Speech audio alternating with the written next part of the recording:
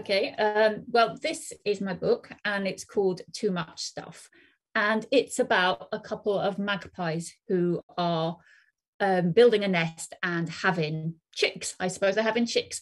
And they, unfortunately, they line their nest with the pages of a magazine that they find. And it gives them all sorts of ideas about the kind of things that they might need for their chicks as they grow up. So they go off and they collect all this stuff. And I'm guessing you can imagine that it doesn't end too well for them. Well, the inspirations were really, really just as a follow-on from the previous book, Tidy. So I just wanted to explore more characters in that wood. And I've become, I think it might be my age, but I've become really into trees and nature and all that kind of stuff. So I think I really wanted an excuse to draw trees, and I really, really love drawing nature and trees and woodland. So I thought this would be a great excuse to get out the paint stuff to draw more trees. Well, I think this book was important to me. When I start off making any book, I never intend it to have any kind of message or anything like that. I don't really like it when books are too preachy. So this book started off really just a sort of fun book because I'd written another book that was set in the same wood about a badger. And that didn't start off even slightly as it should either. But somehow I thought, I'd like to go back to this wood and explore some more characters in the wood. So I chose these magpies, and magpies obviously collect stuff. And then it sort of became important to me halfway through, because at the same time in my own life, I was starting to look at me, you can see behind me, look around me, I've got a lot of stuff. And I started to think about, is this stuff all that important, and what do I actually need? And it sort of ended up coming out in the book, because I started with, well, they're collecting all these things that are unnecessary. And I think pretty much that's what I've done throughout my life as well. So it sort of became important to me because I was trying to teach myself a bit of a lesson, really. Come on, you don't need to keep buying stuff. Stop.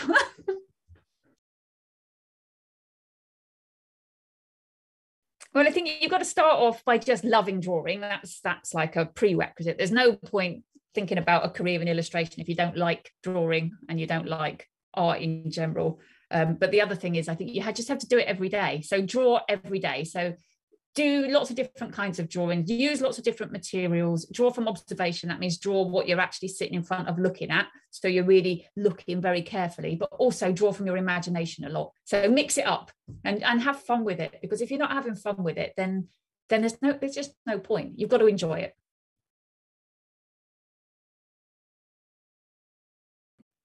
It did, but not from when I was a child. So when I was a kid, I didn't think about becoming an illustrator at all. I don't think I realized that you could actually have drawing as a job, that would pay you money.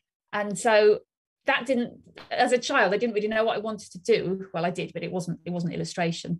And then it wasn't until I had my own daughter that I started to think, well, I started to read to her, basically. And when I was reading picture books to her, that's when I thought, wow, maybe I could do something like this. So reading did inspire me to become an illustrator, but it wasn't until I was an adult reading picture books that it inspired me. I had a book called The Giant Jam Sandwich, which was illustrated by John Vernon Lord. And I absolutely loved it. It was set quite near to where I lived. So the landscape's familiar. So maybe that is about recognizing not myself, but the landscape around me in a book.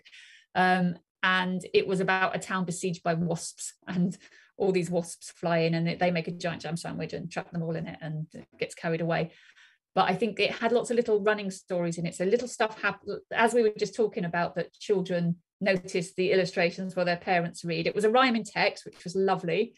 But the drawings had little running stories going through it, like little characters that were being chased by wasps over hills and things, which you could find on each page, and lots of detail, lots of little funny detail, which you really notice as a child, like, oh, look at that, look, there's somebody in that window, there's somebody running behind that thing.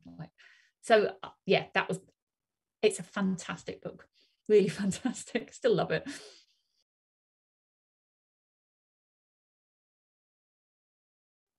I think it's really important to share stories aloud with children. And in fact, when I'm working now, I still read out my texts aloud again and again and again. And sometimes I just sit and read picture books out loud anyway, just because I think it really, it's like it puts you into somebody else's shoes when you're reading, because you hear it out loud, and then you suddenly trip over things that sounded fine in your head, you trip over. So you think, oh, that's not natural. And the way that page turn and I read it out loud, that breaks weird. So as a writer, reading out loud is really, really important. It's vital, actually. I'm going to talk a little bit about one of the double page spreads in the book, and I'm going to talk about this one here. I don't know necessarily whether this was my favorite, but it was one of the most complicated ones to do, because drawing cars at this angle is really, really, really difficult. And I couldn't work out how to do it for ages. And I wish I'd chosen a more simple shaped car to draw. But I thought I'd tell you a little bit about how I put it together, because when I'm illustrating, I don't draw it in one big picture, because things go really horribly wrong when I do that. So I'll be doing this really nice drawing, and then I'll spill water on it, or something will go horribly wrong, and I'll have to start again. And then the picture gets worse and worse and worse the more times I do it. So I don't bother doing that. What I do is I draw each element in it individually. So look, this is the original drawing of the car, and can you see it's pencil with a bit of watercolor, and it's also black and white, because what I do then is I scan it into my computer and I add the color behind it. So it's almost like a see-through window when I add it into my computer, and then I color behind it, and then I can change the color as well. So if I think, oh, actually that car would be better in pink, I can make the car pink, and I add in all the elements separately. So can you see, I don't know if you can spot any of these drawings from that double page spread. There's a bit of rabbit, and then there's a bit of tree. You can see how many different layers. So I use a program called Photoshop, and by the end of each page, there might be 200 layers more on each of the pages.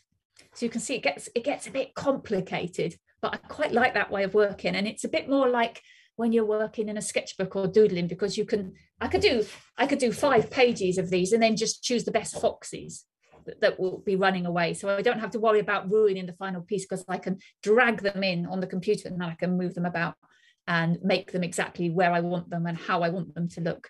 So all of my stuff is lots of different elements, and including that page, which was quite a complicated page because there's lots of different angles. You can see that you've got the rabbit that's running closer to you, and lots of different uses of scale. And I added the leaves separately, but we see them, and that was that tree on the side.